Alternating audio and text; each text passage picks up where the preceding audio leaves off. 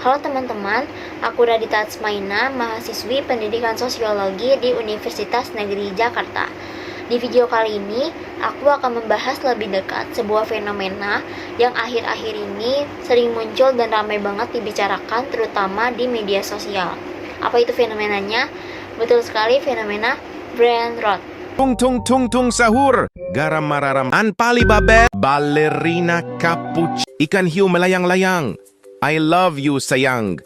Kita hidup di era digital, di mana informasi yang kita dapatkan bisa datang silih berganti setiap jam, setiap menit, bahkan setiap detik. Kita seringkali tanpa sadar kita telah menghabiskan waktu selama berjam-jam hanya untuk menyerap semua hal yang kita lihat, yang kita tonton di media sosial tanpa benar-benar kita memprosesnya. Hal inilah yang membuat pikiran dan otak kita itu menjadi penuh, lelah, dan pada akhirnya menjadi tumpul. Fenomena brain rot ini bukan cuma sekedar soal malas aja atau kecanduan scrolling sosial media, tapi juga menyangkut bagaimana media sosial ini bisa membentuk cara kita berpikir, memengaruhi kepribadian kita, dan bahkan memengaruhi cara kita dalam bersosialisasi dan berinteraksi dengan orang lain di dunia nyata. Nah, tujuan dari adanya video analisis ini adalah untuk belajar sama-sama memahami bagaimana fenomena brain rot alias kelelahan otak akibat konten digital sosial yang berlebihan ini bisa memengaruhi kepribadian seseorang, dan bagaimana hal ini juga berdampak ke cara seseorang dalam bersosialisasi di kehidupan sehari-hari mereka. Di zaman sekarang ini udah banyak banget ya teman-teman platform media sosial yang bisa menghubungkan manusia dengan berbagai macam hal di seluruh dunia. Platform media sosial kayak TikTok, Instagram, Facebook, Telegram, atau platform-platform lainnya yang saat ini populer banget di kalangan Gen Z dan Gen Alpha, karena memang media sosial ini udah jadi bagian dari kehidupan kita, udah jadi bagian dari rutinitas harian kita. Kayak kita bangun tidur aja kita langsung cek HP, lagi makan aja kita sambil scroll TikTok, atau kita lagi kelas aja sambil main Instagram. Dan konten-konten yang kita sering konsumsi, kita sering lihat di media sosial secara terus-menerus setiap harinya, ini akhirnya tuh bisa numpuk di kepala kita, bisa menumpuk di pikiran kita, dan membuat otak kita ini nggak punya waktu untuk istirahat. Dan karena otak kita ini nggak punya waktu untuk istirahat, akhirnya bisa membuat kita jadi kurang fokus, jadi susah untuk fokus, jadi buat kita gampang cemas, dan bahkan buat diri kita ini gampang terpancing atau ikut-ikutan sama opini yang lagi ramai di media sosial, padahal belum tentu opini itu benar gitu, sesuai dengan faktanya. Nah, fenomena inilah yang dikenal sebagai brain rot alias pembusukan otak. Tapi dalam konteks budaya internet, brain rot ini merujuk ke kondisi ketika otak kita kelelahan akibat terlalu banyak mengonsumsi konten digital yang absurd secara berulang dan gak bernutrisi secara mental gitu.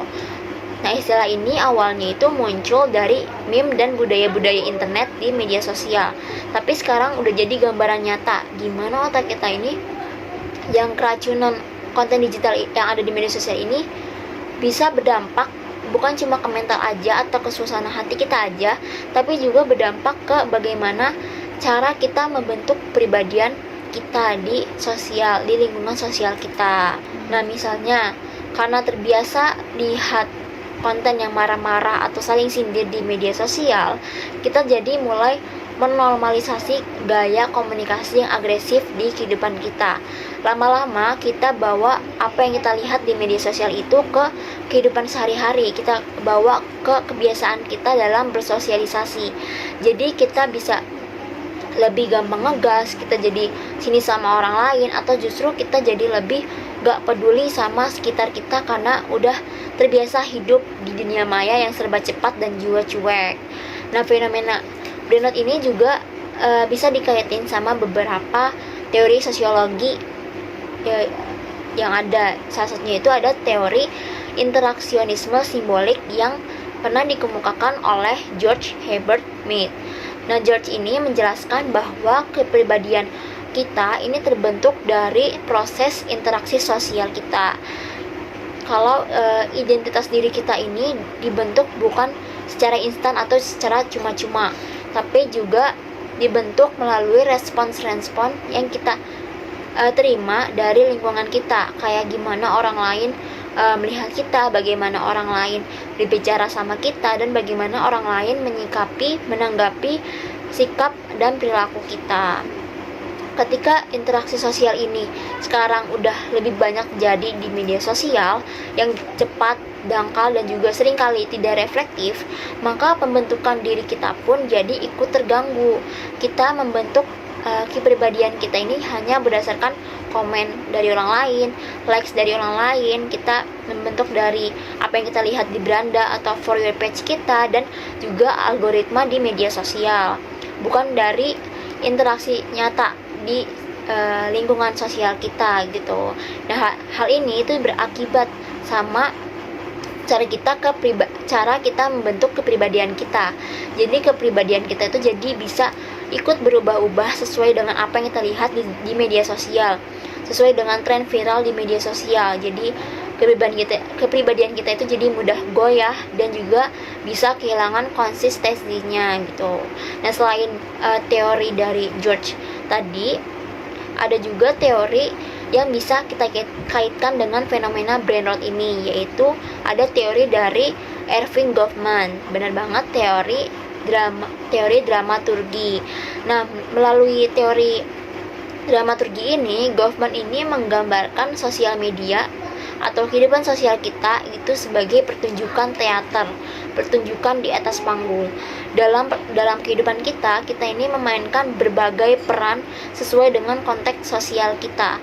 Kayak misalnya kita sebagai anak, kita sebagai mahasiswa, kita sebagai teman, kerabat, dan juga kita sebagai pengguna dari media sosial.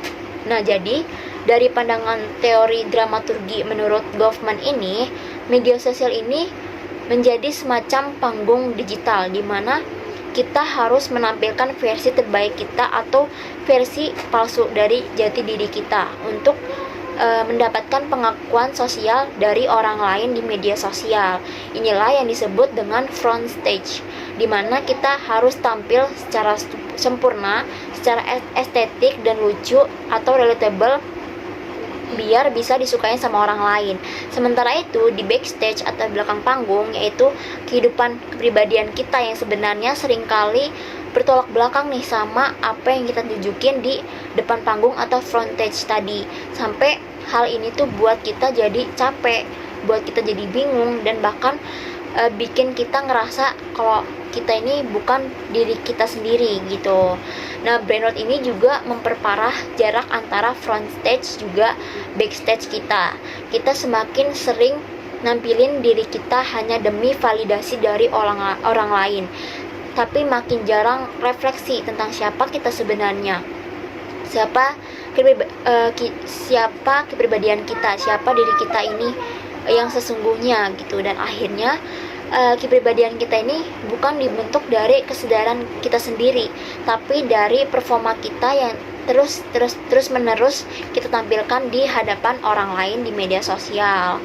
Jadi dari kedua teori ini, teori interaksionisme simbolik dan teori dramaturgi, kita bisa lihat ya bahwa fenomena brain rot ini memang bukan cuma bisa bikin kita lelah secara mental aja, tapi juga bisa mengacaukan proses penting dalam kehidupan sosial kita, yaitu bagaimana cara kita membentuk identitas dan peran sosial kita sebagai individu di lingkungan sosial di mana kita berada.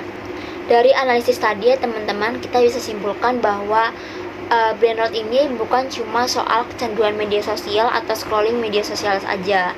Lebih dari itu, apa yang kita lihat di media sosial itu juga bisa memengaruhi cara kita dalam membentuk jati diri kita, cara kita dalam berinteraksi dengan orang lain, dan memengaruhi kita dalam menjalani kehidupan sosial. Nah, dengan menggunakan teori interaksionisme simbolik dan teori dramaturgi tadi, kita bisa juga memahami bahwa kehidupan sosial kita ini bukan sesuatu yang statis ya teman-teman, tapi sesuatu yang terus dibentuk oleh lingkungan dan interaksi kita, termasuk interaksi di media sosial atau interaksi digital. Dan kalau interaksi sosial kita ini didominasi sama konten-konten yang absurd, toksik, dan tidak bermakna, maka wajar aja kalau kita ini ngerasa kehilangan arah, kita ngerasa kehilangan jati diri kita, kehilangan fokus, dan bahkan kehilangan versi asli dari diri kita sendiri gitu. Di tengah dunia yang serba cepat ini, penting banget buat kita kembali sadar siapa sebenarnya diri kita ini, siapa sebenarnya yang sedang membentuk diri kita ini. Apakah yang membentuk diri kita ini dari interaksi yang jujur dan nyata, atau hanya dari algoritma yang cuma peduli pada keterlibatan, bukan pada kesehatan mental kita. Sekian teman-teman video analisis yang bisa aku sampaikan. Semoga video ini bisa jadi bahan refleksi untuk kita semua, bukan hanya untuk melihat apa yang terjadi di luar sana, tapi juga bisa menjadi bahan untuk kita mengenal diri kita sendiri. Wassalamualaikum warahmatullahi wabarakatuh.